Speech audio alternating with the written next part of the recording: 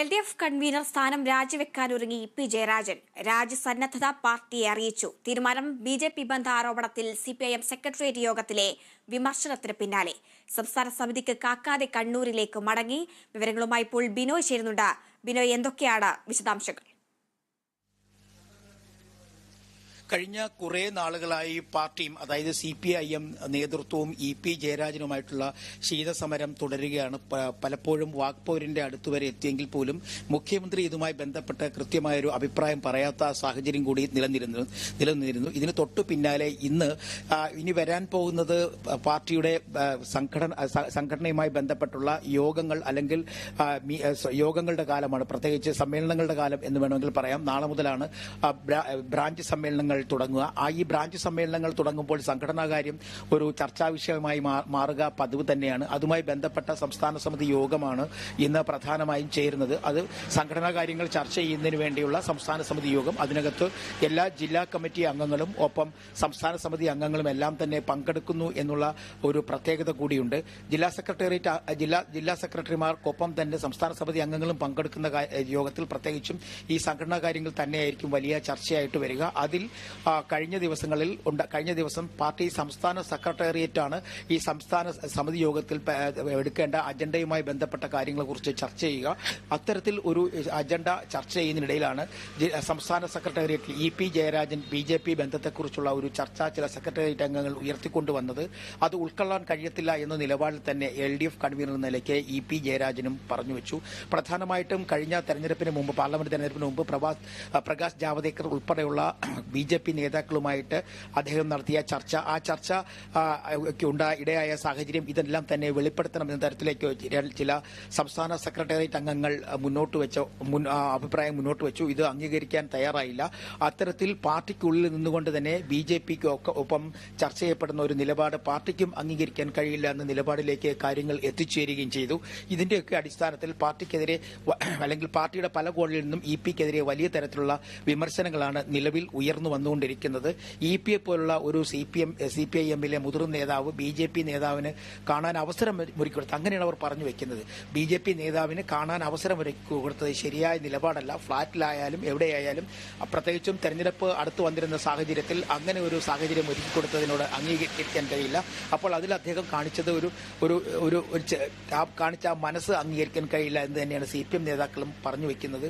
അപ്പോൾ ഇത്തരത്തിൽ EP ജയരാജനെതിരെ വലിയ തരത്തിലുള്ള ആരോപണങ്ങൾ ഉയർന്നു വന്നിരുന്ന സാഹചര്യത്തിലാണ് ഇന്നലെ പാർട്ടി സംസ്ഥാന സെക്രട്ടേറിയറ്റിൽ തന്നെ ഈ വിഷയം ചർച്ചയ്ക്കായി വന്നത്. കാരണം ഇന്നത്തെ അജണ്ട നിശ്ചയിക്കാൻ വേണ്ടി ചേർന്ന യോഗത്തിൽ ഇന്ന് കൃത്യമായി അജണ്ടയിൽ പാർട്ടിയുടെ സംഘടനാപരമായ കാര്യങ്ങളാണ്. അതായത് ഇനി വരാൻ പോകുന്ന സമ്മേളനങ്ങളിൽ എന്തൊക്കെ നയപരമായ തീരുമാനങ്ങൾ എടുക്കണം പാർട്ടി, അതുമായി ഓരോ ജില്ലാ സെക്രട്ടറിമാർ എന്ത് തീരുമാനങ്ങൾ എടുക്കണം, ഏതു തരത്തിലായിരിക്കണം, ഏതൊക്കെ വിഷയങ്ങൾ ചർച്ച ചെയ്യണം എന്നുള്ള കാര്യങ്ങളാണ് ഇന്ന് ചർച്ച ചെയ്യപ്പെടുക. അത്തരത്തിൽ ആ ചർച്ചയിൽ EP ജയരാജന്റെ വിഷയം ഉയർന്നു വരും എന്ന് പാർട്ടി സംസ്ഥാന നേതൃത്വത്തിന് വളരെ വ്യക്തമായി അറിയാവുന്ന ഒരു കാര്യം കൂടിയുണ്ട്. നമുക്കിപ്പോൾ അറിയാൻ കഴിയുന്നത് ഈ രാജിക്ക് തയ്യാറായി, രാജി നൽകി എന്നുള്ള ഒരു വാർത്ത കൂടി പുറത്തു വരുന്നുണ്ട്. അല്ലെങ്കിൽ EP ജയരാജനെ പാർട്ടി LDF കൺവീനർ സ്ഥാനത്ത് നീക്കി എന്നുള്ള ഒരു വാർത്തയാണ് പുറത്തേക്ക് വന്നുകൊണ്ടിരിക്കുന്നത്.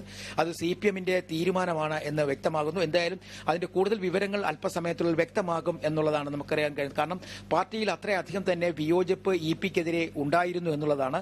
പാർട്ടി അത്തരത്തിലൊരു തീരുമാനം എടുത്തിട്ടുണ്ടെങ്കിൽ അത് CPIM അല്ലെങ്കിൽ CPIMന്റെ നേതൃനിരയ്ക്ക് അദ്ദേഹത്തിനെതിരെയുള്ള ഒരു കടുത്ത വിയോജിപ്പാണെന്നുള്ളത് ആണ് മനസ്സിലാക്കുന്നത്. കാരണം ഇപ്പോൾ വരുന്ന പ്രധാനപ്പെട്ട വാർത്തകൾ ഒന്നായി പുറത്തു വരുന്നത് EP ജയരാജനെ LDF കൺവീനർ സ്ഥാനത്ത് നിന്ന് നീക്കി എന്നുള്ള വാർത്തയാണ്. കാരണം അദ്ദേഹം നേരത്തെ രാജ്യസന്നദ്ധത അറിയിച്ചിരുന്നു.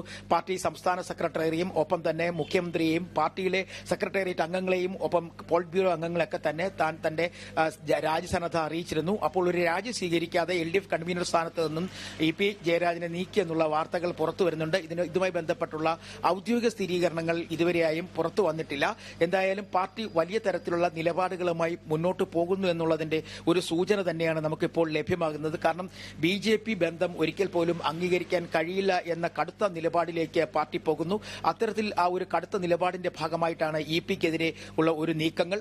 ആ നീക്കം തന്നെയാണ് ഇന്നലെ സംസ്ഥാന സെക്രട്ടേറിയറ്റിലും അത്തരത്തിൽ ഒരു നിലപാടിലേക്ക് വന്നതും സെക്രട്ടേറിയറ്റ് അംഗങ്ങൾ ഭൂരിഭാഗവും ഇ പി ജയരാജൻ ഈ സംഘടനാ കാര്യങ്ങളുമായി ബന്ധപ്പെട്ട ചർച്ചയിൽ ഇ പി ജയരാജനെതിരെ പ്രധാനമായും എടുത്തു പറഞ്ഞത് പ്രകാശ് ജാവദേക്കറെ ഓഫീസിലെത്തി അല്ലെങ്കിൽ അവിടെ വെച്ച് അല്ലെങ്കിൽ ക്ഷമിക്കണം അയാളുടെ ഫ്ളാറ്റിൽ വെച്ച് ജാവദേക്കറുമായി നടത്തിയ കൂടിക്കാഴ്ച അതൊരിക്കലും അംഗീകരിക്കാൻ കഴിയില്ല. പ്രത്യേകിച്ചും LDF കൺവീനർ സ്ഥാനത്തിരിക്കുന്ന ഒരു നേതാവ് ഇത്തരത്തിൽ ഒരു കൂടിക്കാഴ്ച നടത്തുക തന്നെ പാർട്ടിക്ക് തന്നെ വലിയ തരത്തിലുള്ള അപമതിപ്പുണ്ടാക്കുന്ന തരത്തിലെ കാര്യങ്ങളായിരുന്നു. അതൊക്കെ തന്നെ കഴിഞ്ഞ ദിവസത്തെ പാർട്ടി സെക്രട്ടേറിയറ്റിൽ വലിയ തരത്തിലെ ചർച്ചയാവുകയും ചെയ്തിരുന്നു. അതിന് തൊട്ടു പിന്നാലെ ഈ വിഷയങ്ങൾ ഇന്നത്തെ സംസ്ഥാന സമിതിയിൽ ചർച്ച ചെയ്യണം എന്നുള്ള നിർദ്ദേശം ഇന്നലെ ചേർന്ന സംസ്ഥാന സെക്രട്ടേറിയറ്റ് അംഗങ്ങൾ തന്നെയാണ് പാർട്ടി സംസ്ഥാന സമിതിയിലെയും വിഷയം ചർച്ച ചെയ്യണം എന്നുള്ള കാര്യം മുന്നോട്ട് വെച്ചത്. ഇതിന്റെയൊക്കെ അടിസ്ഥാനത്തിൽ പാർട്ടി എടുക്കുന്ന ആ നിലപാട് അംഗീകരിക്കാൻ കഴിയില്ല എന്ന് ഇന്നലെ തന്നെ ഇ പി ജയരാജൻ വാദിച്ചിരുന്നു. ഇതിന്റെയൊക്കെ അടിസ്ഥാനത്തിലാണ് ഒരുപക്ഷെ സംഘടനാ കാര്യങ്ങൾ ചർച്ച ചെയ്യുമ്പോൾ ഇ പിക്കെതിരെ എടുക്കുന്ന നിലപാടുകൾ, ഇ പിക്കെതിരെ ഉയർന്നു വരുന്ന അഭിപ്രായങ്ങൾ, ഇതിനൊക്കെ മറുപടി ഇ പി ആ സംസ്ഥാന സമിതി യോഗത്തിൽ പറയേണ്ടി വരും.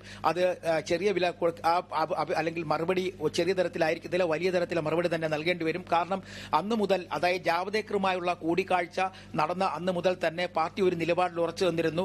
ഇത് മുതിർന്ന ഒരു നേതാവ്, പാർട്ടി ഇടതുമുന്നണിയെ മുന്നോട്ട് നയിക്കുന്ന ഒരു നേതാവ് ഇത്തരത്തിൽ ഒരു BJP നേതാവുമായി അല്ലെങ്കിൽ BJPയുടെ ഒരു മുൻ കേന്ദ്രമന്ത്രിയുമായി BJPക്ക് കേരളത്തിൽ ചുമതലയുള്ള ഒരു മന്ത്രിയുമായി നടത്തിയ അല്ലെങ്കിൽ ഒരു BJP നേതാവുമായി നടത്തിയ ചർച്ച അത് അംഗീകരിക്കാൻ കഴിയില്ല എന്ന നിലപാട് അന്ന് തന്നെ പാർട്ടി എടുത്തിരുന്നു. പക്ഷേ അത് പാർട്ടി വിവിധ തരത്തിലുള്ള പ്രതിസന്ധി ഘട്ടങ്ങളിലൂടെ കടന്നുപോയത് കൊണ്ടാണ് അതൊരു വലിയ ചർച്ചയാക്കാതെ പോയത്. പാർട്ടിക്കകത്തൊരു ശുദ്ധികലശം വേണം എന്ന് പലപ്പോഴായി മുഖ്യമന്ത്രി ഉൾപ്പെടെയുള്ളവർ പറയുകയും അത് പിന്നീട് ജില്ലാ സമ്മേളനങ്ങളിലൊക്കെ ചർച്ചയാവുകയും ചെയ്തിരുന്നു. കാരണം ജില്ലാ കമ്മിറ്റികളിൽ ചർച്ചയാവുകയും ചെയ്തിരുന്നു. പാർട്ടിക്കുണ്ടായ പരാജയം ചർച്ച ചെയ്യുന്നതിന് വേണ്ടി വിളിച്ചു ചേർത്ത യോഗങ്ങളിലെല്ലാം തന്നെ ഇത്തരത്തിൽ BJP ബന്ധം, അതായത് LDF കൺവീനറും BJP നേതാവുമായി നടത്തിയ ചർച്ചകൾ വലിയ തരത്തിലെ ചർച്ചയായിരുന്നു. അത് പിന്നീട് വലിയ തരത്തിൽ പുറത്തു വരാതിരിക്കുന്നതിന് വേണ്ടി പാർട്ടി ശ്രദ്ധിക്കുകയും ചെയ്തു. അതിന് തൊട്ടു പിന്നാലെയാണ് ഇന്നലെ രാഷ്ട്രീയ കാര്യങ്ങൾ ചർച്ച ചെയ്യുന്നതിന് വേണ്ടി പാർട്ടി സെക്രട്ടേറിയറ്റ് യോഗം തീരുമാനിച്ചതും.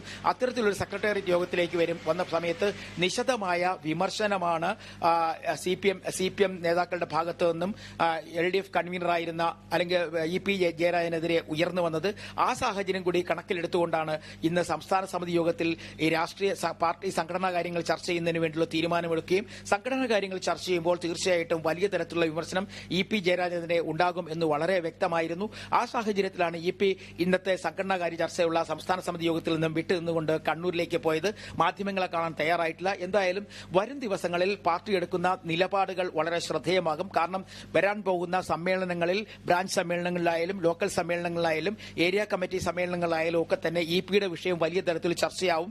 ആ ചർച്ച ഒഴിവാക്കുന്നതിന് വേണ്ടി വളരെ ബുദ്ധിപരമായി മുന്നോട്ട് നേരത്തെ തന്നെ അല്ലെങ്കിൽ വളരെ മുൻപേ തന്നെ എടുത്ത ഒരു തീരുമാനത്തിന്റെ ഭാഗമായിട്ടായിരുന്നു ഇ പി BJPയുമായി നടത്തിയ അല്ലെങ്കിൽ ഇ പി ജയരാജൻ BJP നേതാവുമായി നടത്തിയ ചർച്ച കൂടി സംഘടനാ കാര്യങ്ങളിൽ ചർച്ചയ്ക്കെടുക്കുവാൻ തീരുമാനിച്ചത്. അത്തരത്തിൽ ഉള്ള വിഷയങ്ങൾ നിലനിൽക്കുന്ന സാഹചര്യത്തിലാണ് ഒരു കടുത്ത നിലപാട് പാർട്ടി എടുക്കും എന്നുള്ളത് ഉറപ്പായിരുന്നു. അത്തരത്തിലൊരു നിലപാട് എടുക്കാതെ പോവുകയാണെങ്കിൽ പാർട്ടി നേതാക്കന്മാർക്ക് പാർട്ടിയുടെ അടുത്ത ഫോറങ്ങളിൽ, അതായത് അടുത്ത കമ്മിറ്റികളിലൊക്കെ തന്നെ ഇതിന് വലിയ വില കൊടുക്കേണ്ടി വരും, വലിയ മറുപടി നൽകേണ്ടി വരുന്ന ഒരു സാഹചര്യം ഉണ്ടാവും. ഇതെല്ലാം കണക്കിലെടുത്തുകൊണ്ട് തന്നെ ഇന്നത്തെ സംസ്ഥാന സമിതി യോഗത്തിൽ വലിയ തരത്തിൽ ഒരു ചർച്ച ഉണ്ടാകും എന്ന് ഇ പി ജയരാജൻ അറിയാമായിരുന്നു. അതുകൊണ്ട് തന്നെയാണ് അദ്ദേഹം കൃത്യമായി ഇന്നത്തെ സംസ്ഥാന സമിതി യോഗത്തിൽ പങ്കെടുക്കാതെ നേരെ കണ്ണൂരിലേക്ക് പോയത്. എന്തായാലും അദ്ദേഹം പാർട്ടി കൺവീനർ സ്ഥാനം രാജിവെച്ചു അല്ലെങ്കിൽ പാർട്ടിയുടെ LDFന്റെ കൺവീനർ സ്ഥാനത്ത് നിന്നും അദ്ദേഹത്തെ നീക്കി എന്നുള്ള വാർത്തകളൊക്കെ പുറത്തു വരുന്നുണ്ട്. സാധാരണഗതിയിൽ LDF യോഗം ചേർന്നതിന് ശേഷമാണ് ഇത്തരത്തിലൊരു തീരുമാനമൊക്കെ കൈക്കൊള്ളേണ്ടത്. എന്തായാലും LDF നേതാക്കന്മാരുമായൊക്കെ ചർച്ച നടത്തി കാണും, അല്ലെങ്കിൽ ഘടകകക്ഷിയിൽപ്പെട്ട നേതാക്കളുമായി. ഇപ്പോൾ രാഷ്ട്രീയ നിരീക്ഷകൻ AG ജോർജ് നമ്മളോട് കൂടെ ചേരുന്നുണ്ട്. ശ്രീ AG ജോർജ്, ഇപ്പോൾ പാർട്ടി തീരുമാനത്തിന് മുൻപേ സ്ഥാനം ഒഴിഞ്ഞിരിക്കുകയാണ് ഇ പി ജയരാജൻ. ഈ ഒരു വിഷയത്തിൽ എന്താണ് പ്രതികരണം അറിയിക്കാനുള്ളത്? ഏതായാലും CPM മുന്നിലിരിക്കുന്നതിനുള്ള ചില നടപടികൾ ആരംഭിച്ചു എന്ന് വേണം കരുതാൻ. അതിനകത്ത് വലിയ ഞെട്ടലൊന്നും ആർക്കും ഇല്ല, രാഷ്ട്രീയ വൃത്തങ്ങളിലുമില്ല. കാരണം ഇ പി ജയരാജന്റെ ഈ പറയുന്ന പതനം രാഷ്ട്രീയ വൃത്തങ്ങൾ പൊതുവെ പ്രതീക്ഷിച്ചിരുന്നതാണ്. അത് അല്പം മുൻപ്, ഏതാനും ചില മിനിറ്റുകൾക്ക് മുൻപ് നടന്നു എന്ന സാങ്കേതികത്വം മാത്രമേ ഉള്ളൂ. ഏതായാലും അദ്ദേഹം പുറത്തേക്ക് പോകുന്നു എന്നുള്ള കാര്യം എല്ലാവർക്കും വളരെ വളരെ വ്യക്തമായിരുന്നു കഴിഞ്ഞ 1-2 ദിവസങ്ങളായി. കാരണം മാർക്സിസ്റ്റ് പാർട്ടിയുടെ അകത്തളങ്ങളിൽ ഇദ്ദേഹത്തെ ഒരു കാരണവശാലും LDF കൺവീനർ സ്ഥാനത്ത് തുടരേണ്ടതില്ല എന്ന അഭിപ്രായം ശക്തമായിരുന്നു. കാരണം നേരത്തെ സൂചിപ്പിച്ചതുപോലെ പ്രകാശ് ജാവേദ്കറുമായിട്ടുള്ള രഹസ്യ കൂടിക്കാഴ്ച പാർട്ടിക്കുണ്ടാക്കിയതായിട്ടുള്ള വലിയ അപമാനം പരിഹരിക്കാനാവാത്തതാണ്. അതിന്റെ പ്രത്യാഘാതങ്ങൾ വളരെ ഗുരുതരമായിരുന്നു. പാർലമെന്റ് തെരഞ്ഞെടുപ്പിലൊക്കെ അതിന്റെ തിരിച്ചടി ഉണ്ടായിട്ടുണ്ട് എന്നുള്ളത് നമുക്ക് എല്ലാവർക്കും അറിയാം. അതുകൊണ്ട് അദ്ദേഹത്തിന്റെ വഴി പുറത്തേക്കായിരുന്നു എന്നതിനെ കുറിച്ച് യാതൊരു സംശയവുമില്ല. ഏറ്റവും ഒടുവിൽ അദ്ദേഹം ശ്രീ മുകേഷ് MLA യുടെ കാര്യത്തിലെടുത്ത നിലപാടും പാർട്ടിക്കകത്ത് വലിയ അഭിപ്രായ വ്യത്യാസങ്ങൾക്കിട നൽകിയിട്ടുണ്ട്. അദ്ദേഹം വളരെ അപക്വമായിട്ടുള്ള ഒരു അഭിപ്രായമാണ് അദ്ദേഹം പറഞ്ഞത്. UDF-ലുള്ള MLA-മാർ ഇതുപോലെ പ്രതിക്കൂട്ടിലാണല്ലോ മുൻകാലങ്ങളിൽ, അതുകൊണ്ട് അവർ രാജിവെക്കട്ടെ, അതിനുശേഷം മുകേഷ് രാജിവെക്കാമെന്നുള്ള അഭിപ്രായം അദ്ദേഹം പറഞ്ഞത് എത്ര അപക്വമായ ഒരു രാഷ്ട്രീയ നേതാവിനെ, ഇത്രയും അധികം രാഷ്ട്രീയ പാരമ്പര്യമുള്ള ഒരു നേതാവിന് ഒരിക്കലും യോജിച്ചതല്ല എന്നുള്ള അഭിപ്രായം പാർട്ടിക്കുള്ളിലും പുറത്തും ഉണ്ടായിരുന്നു. അദ്ദേഹത്തിന്റെ വാദത്തെ ശക്തമായി പോളിറ്റ് ബ്യൂറോ അംഗമായ ശ്രീമതി ബൃന്ദ കാരാട്ട് വരെ ചോദ്യം ചെയ്തു. മറുപുറത്ത് നടക്കുന്നതെല്ലാം ഇവിടെയും നടത്തണമെന്നാണോ എന്നവർ പച്ചയായി ചോദിച്ചു. അതെല്ലാം EP ജയരാജന്റെ അസ്തിത്വത്തെ ചോദ്യം ചെയ്തതായിരുന്നു എന്ന കാര്യത്തിൽ ആർക്കും ഒരു സംശയവുമില്ല. ഏതായാലും വലിയ പ്രത്യാഘാതങ്ങൾ ഉണ്ടാകാതെ തൽക്കാലം മാർക്സിസ്റ്റ് പാർട്ടിയുടെ മുഖം രക്ഷിക്കുക എന്ന മട്ടിൽ ഒരു നടപടി എടുത്തിരിക്കുന്നു എന്ന് മാത്രമേ ഉള്ളൂ. അല്ലാതെ ഇതുകൊണ്ട് പാർട്ടിക്ക് ഉണ്ടായിക്കൊണ്ടിരിക്കുന്ന അപജയത്തിനൊന്നും വലിയ മാറ്റം ഉണ്ടാകുമെന്ന് കരുതേണ്ടതില്ല. ഇതെല്ലാം പുറത്തെയുള്ള ചില മിനുക്ക് പണികൾ മാത്രമാണ്. കാരണം പൊതുജനങ്ങളുടെ സമ്മർദ്ദവും പാർട്ടിക്കുള്ളിലും പുറത്തു നിന്നുള്ള സമ്മർദ്ദവും വരുമ്പോൾ മാർക്സിസ്റ്റ് പാർട്ടി ഒരു ഗതികെട്ട അവസ്ഥയിൽ ആണ് ഈ നടപടി സ്വീകരിച്ചത് എന്നതിനെ കുറിച്ച് യാതൊരു തർക്കവും വേണ്ട. അതുകൊണ്ട് ഇതൊരു വലിയ മഹാകാര്യമാണ്, ഇതൊരു വലിയ ത്യാഗമാണ്, ഇതൊരു വലിയ സംശുദ്ധീകരണമാണ്. ഇത് പാർട്ടിയുടെ മുഖച്ഛായ വർദ്ധിപ്പിക്കുമെന്നുള്ള ഒക്കെ വെറുതെ പറഞ്ഞു നടക്കാമെന്നല്ലാതെ ആളുകളുടെ ഇടയിൽ പാർട്ടിക്കുള്ളിലുള്ളവർക്ക് പോലും ഈ കാര്യത്തിലൊന്നുമുള്ള ആത്മാർത്ഥത അത്ര ബോധ്യപ്പെടുമെന്ന് തോന്നില്ല. പൊതുസമൂഹത്തിന് ഒട്ടും ബോധ്യപ്പെടില്ല. കാരണം EP ജയരാജൻ കഴിഞ്ഞ കുറെ കാലങ്ങളായി അദ്ദേഹത്തിന്റെ റിസോർട്ട് മുതലുള്ള സംഭവങ്ങൾ ഞാൻ അതൊന്നും ഇവിടെ വിവരിക്കുന്നില്ല. അതൊക്കെ മനുഷ്യ മനസ്സുകളിലുണ്ട്, രാഷ്ട്രീയക്കാരുടെ മനസ്സുകളിലുണ്ട്, പ്രതിപക്ഷത്തിലുണ്ട്, അതുപോലെ ഭരണപക്ഷത്തുമുണ്ട്. അതൊന്നും മനുഷ്യ മനസ്സുകളിൽ നിന്ന് അത്ര മാറ്റുക എന്ന് പറയുന്നത് എളുപ്പമല്ല. അതുകൊണ്ട് അദ്ദേഹത്തിന്റെ ഏതായാലുമുള്ള ഈ പടിയിറക്കം പ്രതീക്ഷിച്ചത് തന്നെയാണ്. അദ്ദേഹത്തിന്റെ രാഷ്ട്രീയ ഭാവി പോലും ഇരുളടഞ്ഞതായേക്കാൻ സാധ്യതയുണ്ട്. അദ്ദേഹത്തിന്റെ പാർട്ടിയിലെ ഉയർച്ചകളൊക്കെ ഇനി സംശയത്തോടുകൂടി മാത്രമേ കാണേണ്ടതുള്ളൂ. എന്തായാലും എനിക്ക് വ്യക്തിപരമായി അദ്ദേഹത്തോട് സഹതാപമുള്ളൂ. കാരണം ഇത്രയും രാഷ്ട്രീയ പാരമ്പര്യമുള്ള കരുത്തൻ എന്നറിയപ്പെട്ടിരുന്ന മന്ത്രിയായിരുന്ന, ദീർഘകാലമായി പാർട്ടിയുടെ മുൻനിരയിൽ നിന്ന് ഒരാളിനെ ഈ തരത്തിലൊരു പതനം ഉണ്ടായതിൽ ഒരു നിരീക്ഷകൻ എന്ന രീതിയിൽ എനിക്ക് വ്യക്തിപരമായ ദുഃഖമുണ്ട്. എന്തായാലും പാർട്ടിക്ക് അത് ഗുണം അത്ര കാര്യമായി ചെയ്യുമോ എന്നൊന്നും ഇപ്പൊ പറയാൻ വയ്യ. പക്ഷേ ഇതൊരു തൽക്കാലത്തെ ഒരു നേരത്തെ പറഞ്ഞ പോലെ മുഖം മിനുക്ക് നടപടിയായി മാത്രമേ ഇതിനെ കാണാനായി സാധിക്കുകയുള്ളൂ. വളരെ നന്ദിയുണ്ട് ഈ ഒരു നിമിഷത്തിൽ നിങ്ങളോട് പ്രതികരിച്ചത്. ഇപ്പോൾ ബിനോയിലേക്ക് പോവുകയാണ്. ബിനോയ്, വോട്ടെടുപ്പ് ദിവസം രാവിലെ താൻ BJP നേതാവായ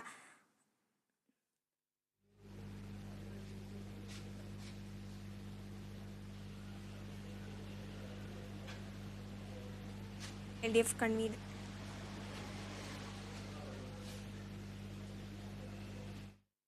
കൺവീനർ സ്ഥാനം രാജിവെക്കാൻ രാജിവെച്ച് EP ജയരാജൻ രാജ്യസന്നദ്ധത പാർട്ടിയെ അറിയിച്ചു.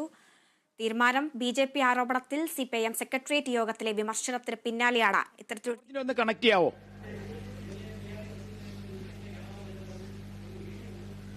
ശ്രീ ജോർജ്, ഒരു ചോദ്യം കൂടി. പാർട്ടി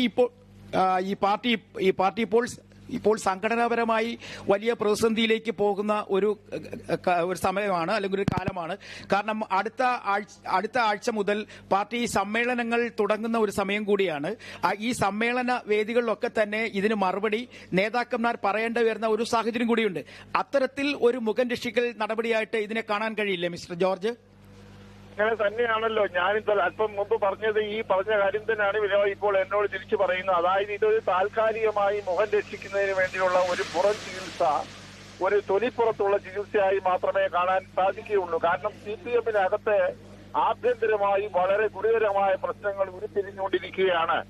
പല പ്രശ്നങ്ങൾ, ഇതിപ്പോ EP ജയരാജന്റെ പ്രശ്നം മാത്രമല്ല. ഇപ്പോൾ നമുക്ക് എല്ലാവർക്കും ഒരു സാധാരണ രാഷ്ട്രീയ കാര്യങ്ങളിൽ ശ്രദ്ധിക്കുന്നവർക്ക് പോലും അറിയാം, മാർക്സിസ്റ്റ് പാർട്ടി ആക്ഷരികമായി ഒരു തീച്ചൂളയിൽ കിടന്ന് ഞെരി പൊരിയുകയാണ്. മുകേഷ് പ്രശ്നം അത്യന്തം ഗുരുതരമായിക്കൊണ്ടിരിക്കുന്നു. പാർട്ടിക്കകത്തുള്ള മറ്റ് ആഭ്യന്തര പ്രശ്നങ്ങളൊക്കെ വളരെ വലുതാണ്. അപ്പോൾ ഇനി നടക്കാൻ പോകുന്നതായിട്ടുള്ള ജില്ലാ സമ്മേളനങ്ങളാകട്ടെ, സംസ്ഥാന സമ്മേളനങ്ങളാകട്ടെ, അല്ലെങ്കിൽ പാർട്ടി കോൺഗ്രസ് ആകട്ടെ, അവിടെയൊക്കെ ഇത്തരം വിഷയങ്ങൾക്ക് സമാധാനം പറയേണ്ടതായിട്ട് വരും നേതാക്കന്മാർക്കെന്നുള്ള കാര്യം വളരെ വ്യക്തമല്ലേ? അങ്ങനെയുള്ളപ്പോൾ അവർക്ക് എന്തെങ്കിലും ഒരു പിടിവള്ളി കിട്ടാൻ വേണ്ടിയാണ് ഇപ്പോൾ ഓരോ തരത്തിലുള്ള ഈ മുഖമിനിക്ക് നടപടികൾ ചെയ്യുന്നത്. ഞാൻ നേരത്തെ സൂചിപ്പിച്ചതുപോലെ ഇതൊന്നും മാർക്സിസ്റ്റ് പാർട്ടിക്ക് സ്ഥായിയായിട്ടുള്ള വലിയ ഗുണമൊന്നും രാഷ്ട്രീയ രംഗത്ത് ഉണ്ടാക്കുമെന്ന് കരുതുക വയ്യ. കാരണം അവർക്ക് എഴുന്നേൽക്കാൻ കഴിയാത്ത രീതിയിൽ പടുകുഴിയിൽപ്പെട്ട് കിടക്കുകയാണ് മാർക്സിസ്റ്റ് കമ്മ്യൂണിസ്റ്റ് പാർട്ടി ഇപ്പോൾ.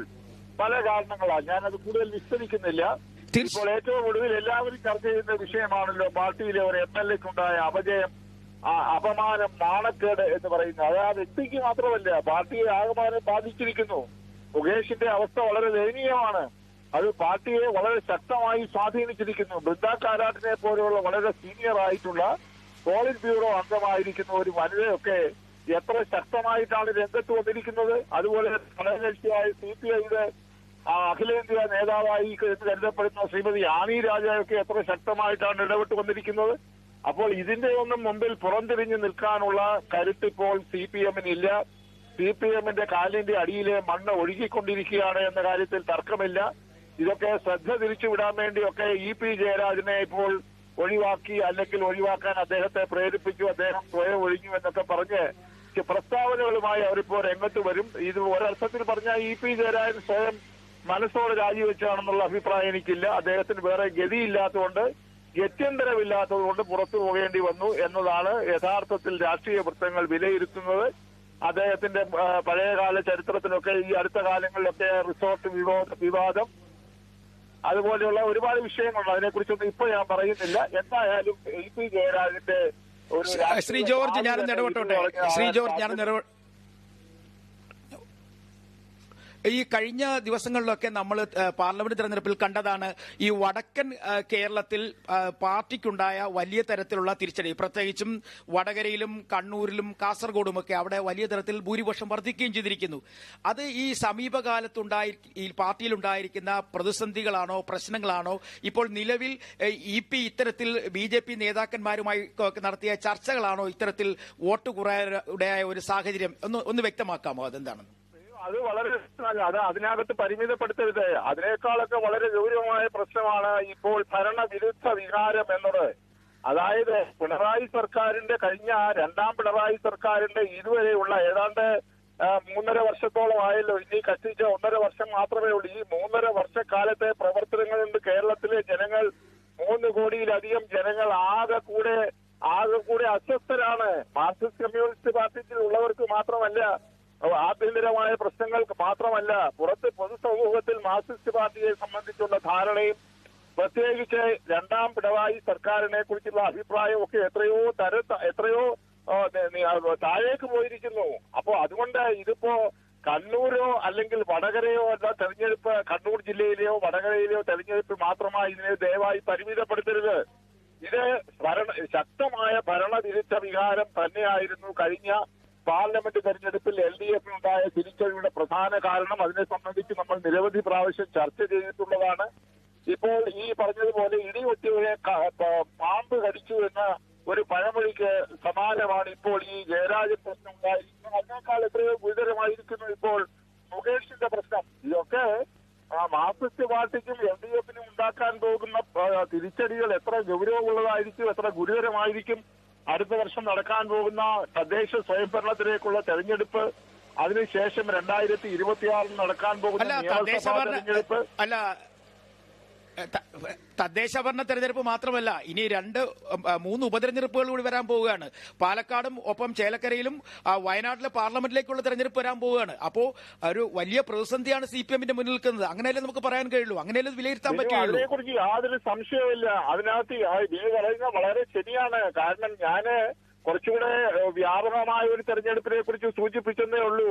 ഇപ്പൊ ബിജു പറഞ്ഞതായിട്ടുള്ള 3 തെരഞ്ഞെടുപ്പുകളും വളരെ നിർണായകമാണ്. പ്രത്യേകിച്ച് പാലക്കാട് തെരഞ്ഞെടുപ്പ്, അതുപോലെ തന്നെ ആലത്തൂരെ തെരഞ്ഞെടുപ്പ് ഒക്കെ വളരെ നിർണായകമാണ്. അതുപോലെ വയനാട്ടിലെ തെരഞ്ഞെടുപ്പിൽ അത്ര വലിയ നിർണായകമായിട്ടൊന്നുമില്ല. LDF അവിടെ വലിയ സാധ്യതയൊന്നുമില്ല. അവിടെ ഏത് സ്ഥാനാർത്ഥി നിന്നാലും, പ്രത്യേകിച്ച് പ്രിയങ്കയാണെന്നുണ്ടെങ്കിൽ LDF അവിടെ ചുമ്മാ ചടങ്ങിനെ മത്സരിക്കുന്നുവെന്ന് മാത്രം വിചാരിച്ചാൽ മതി. അത് പോകട്ടെ, ഞാൻ രാഷ്ട്രീയം പറയുന്നില്ല. എന്തായാലും ഈ പറയുന്ന ഇപ്പോൾ സൂചിപ്പിച്ച 3 തെരഞ്ഞെടുപ്പുകളാണ് ആദ്യം വരുന്നതെങ്കിൽ ശക്തമായ തിരിച്ചടി ഉണ്ടാകുമെന്നതിനെ കുറിച്ച് ഒന്നും സംശയം വേണ്ട. നമുക്കറിയാമല്ലോ, തൃക്കാക്കരയും പുതുപ്പള്ളിയിലും ഒക്കെ ഉണ്ടായ ഉപതെരഞ്ഞെടുപ്പുകളിൽ പിണറായി സർക്കാരിന്റെ കാലത്ത് നടന്ന 2 ഉപതെരഞ്ഞെടുപ്പുകളിൽ ഉണ്ടായ പ്രത്യാഘാതങ്ങൾ നമ്മളെല്ലാവരും വിലയിരുത്തിയതാണല്ലോ. അതിന്റെ ഒരു തനി ആവർത്തനം തന്നെ ആയിരിക്കും വരാൻ പോകുന്ന 3 തെരഞ്ഞെടുപ്പുകൾ എന്നാണ് എന്റെ മിതമായിട്ടുള്ള ഈ കാര്യത്തിലുള്ള ചിന്ത. അതിനാണ് ഞാൻ നേരത്തെ പറഞ്ഞത്, ഇപ്പോൾ പിണറായി വിജയന്റെ കഴിഞ്ഞ സർക്കാർ, പ്രത്യേകിച്ച് 2ാം പിണറായി സർക്കാരിന്റെ കാര്യക്ഷമതയില്ലായ്മ, ഭരണവിരുദ്ധ വികാരം, ഈ സംസ്ഥാനത്തിന്റെ സാമ്പത്തികമായ വൻപിച്ച തകർച്ച, ഇപ്പോൾ നിങ്ങളൊക്കെ ഉൾപ്പെടെയുള്ള മാധ്യമങ്ങൾ റിപ്പോർട്ട് ചെയ്യല്, ഇപ്പോൾ ശമ്പളം കൊടുക്കാൻ പോലും പണമില്ല, കടമെടുക്കുകയാണ്. എന്തൊരു ദയനീയമായ ഒരു അവസ്ഥയാണ് കേരളത്തിലെ സാമ്പത്തിക രംഗത്തുണ്ടായിരിക്കുന്നത്. അപ്പോൾ ഇതൊക്കെ വിലയിരുത്തുന്ന ഒരു രാഷ്ട്രീയ ബോധമുള്ള സമൂഹമാണ് കേരളത്തിലുള്ളത്.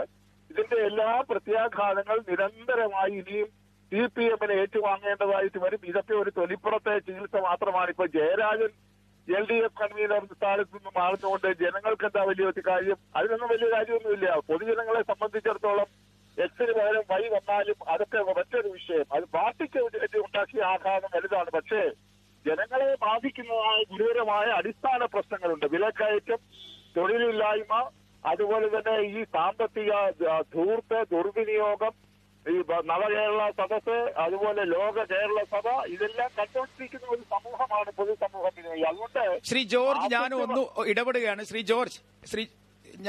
ഒന്ന് ഇടപെടുകയാണ്. അതായത് ഇവിടെ 2 അഭിപ്രായങ്ങളാണ്.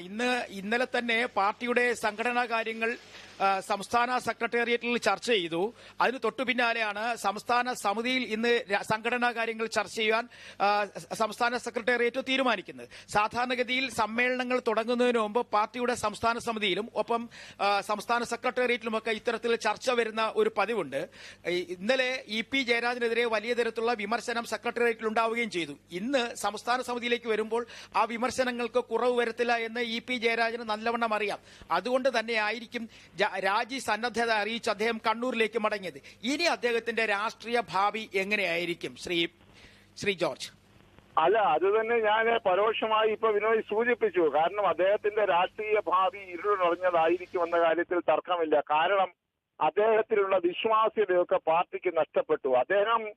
നമുക്കറിയാമല്ലോ അദ്ദേഹത്തിന്റെ രാഷ്ട്രീയ പൂർവാശ്രമമൊക്കെ. അദ്ദേഹം മന്ത്രിയായിരുന്ന സമയത്ത് പുറത്തു പോകേണ്ട സാഹചര്യം, തിരിച്ചു വന്ന സാഹചര്യം, അദ്ദേഹത്തിന്റെ റിസോർട്ടുമായി ബന്ധപ്പെട്ട സംഭവങ്ങൾ, അതിനുശേഷം ഓരോന്നായി അദ്ദേഹത്തിന്റെ മേൽ അമ്പുകൾ മാറി മാറി തറയ്ക്കപ്പെട്ടുകൊണ്ടിരിക്കുകയായിരുന്നു കഴിഞ്ഞ കുറെ കാലങ്ങളായിട്ട്. അതോടൊപ്പം തന്നെയാണ് ഈ വടകരയിൽ ഉൾപ്പെടെയുള്ള ഇടതുപക്ഷത്തിന്റെ വൻപിച്ച പരാജയം. അതിന് പരോക്ഷമായി പോലും ഈ ജാവേദ്കറുമായിട്ടുള്ള രഹസ്യ കൂടിക്കാഴ്ചയൊക്കെ സഹായിച്ചിട്ടുണ്ട്. അദ്ദേഹം നടത്തിയ പ്രസ്താവന, തെരഞ്ഞെടുപ്പിന്റെ ദിവസം വെളുപ്പാങ്കാലത്ത് നടത്തിയ ഒരു പ്രസ്താവന, അതൊക്കെ എത്ര അപക്വമായ ഒരു സംഗതിയായിപ്പോയി. ഇത്രയും സീനിയർ ആയിട്ടുള്ള ഒരു മാർക്സിസ്റ്റ് പാർട്ടി നേതാവിന് ഈ തരത്തിലുള്ള വീഴ്ചകൾ വരിക എന്ന് പറഞ്ഞാൽ എന്തോ സാരമായ തകരാറുണ്ട് എന്ന് കരുതേണ്ടിയിരിക്കുന്നു. ബിനോയ് പറഞ്ഞതുപോലെ അദ്ദേഹം രാജിവെച്ചതല്ല, അദ്ദേഹത്തെ രാജിവെപ്പിച്ചതാണ്.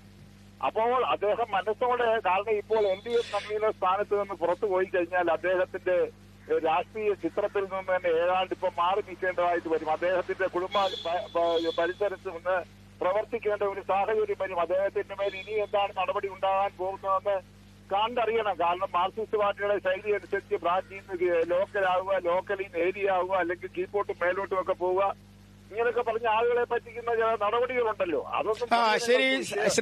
ശ്രീ ജോർജ്, വളരെ വളരെ നന്ദി. ഇത്രയും നേരം നമ്മളൊപ്പം ഇത്രയും നേരം സമയം പങ്കിട്ടതിന് വളരെ നന്ദി. ഹരിത, അപ്പോൾ ഇനി വരാൻ പോകുന്നത് സംസ്ഥാന രാഷ്ട്രീയം വലിയ തരത്തിലുള്ള ചർച്ചകളായിരിക്കും, പ്രത്യേകിച്ചും CPM-ന്റെ കാര്യത്തിൽ. ശരി ബിനോയ്, ഇപ്പൊ എന്തായാലും ഈ വിഷയത്തിൽ